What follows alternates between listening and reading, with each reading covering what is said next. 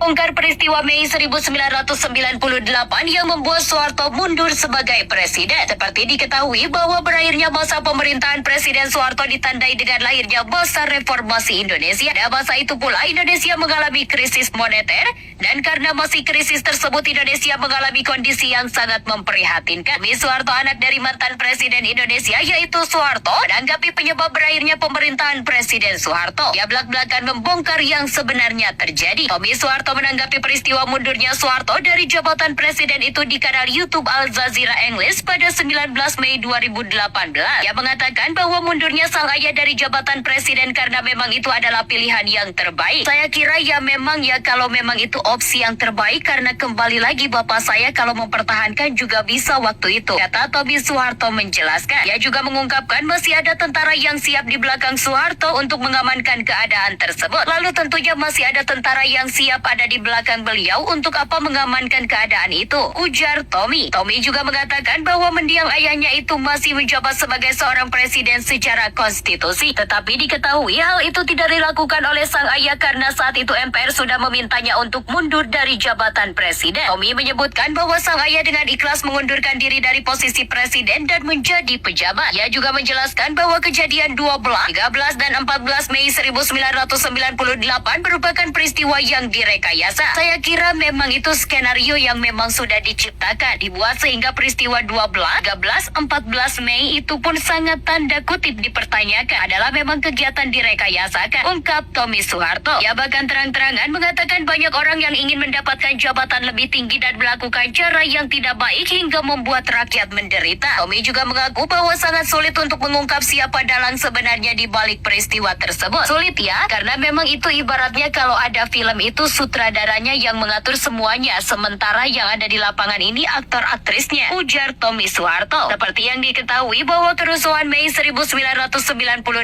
adalah kerusuhan rasial terhadap etnis Tionghoa yang terjadi di Indonesia pada 13 Mei hingga 15 Mei 1998. Kasusnya dari ibu kota Jakarta namun juga terjadi di beberapa daerah lain. Kerusuhan ini berawal dari permasalahan krisis finansial Asia dan dipicu oleh tragedi Trisakti di mana 4 mahasiswa Universitas Trisakti ditembak dan terbunuh dalam demonstrasi 12 Mei 1998. Akibat dari kerusuhan ini pun jabatan Presiden Soeharto pun digantikan dengan B.J. Habibie sebagai Presiden Indonesia.